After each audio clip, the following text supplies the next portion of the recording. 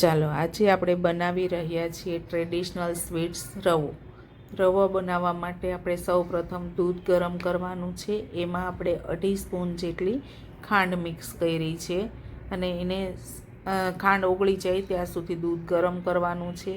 પછી આપણે 3 એલચી લઈ લીધી છે અને એના બારીક પાવડર કરી લીધો છે. પછી આપણે એક પેણીમાં ઘી લઈ લીધું છે, 3 ચમચી જેટલું ઘી લીધું છે અને એમાં 2.5 ચમચી જેટલો મેં રવો નાખેલો છે. પછી આપણે રવો નખાઈ જાય પછી આપણે મસ્ત એને મિક્સ કરી લેવાનું છે. આટલું ઘી નાખવાનું છે અને ઘી શોષાઈ જાય અને થોડું ઓછું લાગે તો વધારે પણ આપણે થોડું એડ કરી શકીએ.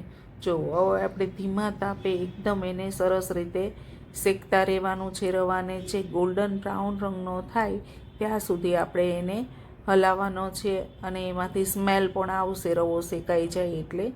જો આપણો રવો હવે ગોલ્ડન બ્રાઉન રંગનો થવા આવ્યો છે. 2 મિનિટમાં હવે વધારે શેકાઈ જશે એટલે થઈ જશે. અને ગોલ્ડન બ્રાઉન રંગનો થઈ જાય પછી આપણે જે ગરમ દૂધ કરેલું સુગર ખાંડવાળું એ આપણે અંદર મિક્સ કરી દેવાનું છે.